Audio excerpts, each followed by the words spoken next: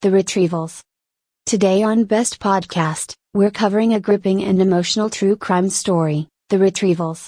This podcast, produced by Serial Productions, tells the heartbreaking tale of women who were undergoing IVF treatments at the prestigious Yale Fertility Clinic, only to find out that many of them were never given the pain medication they were prescribed during painful procedures.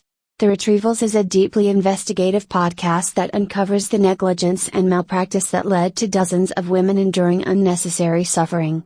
The podcast follows the women's stories, shedding light on the systemic failures that allowed this to happen and the psychological toll it took on them.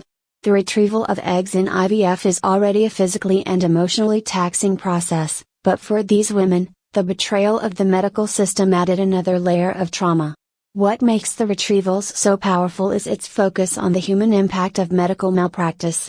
It goes beyond the headlines and statistics to give voice to the women who were directly affected, making the podcast both heartbreaking and important.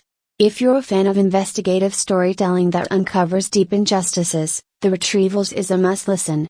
Stay tuned to Best Podcast for more true crime and investigative podcast recommendations.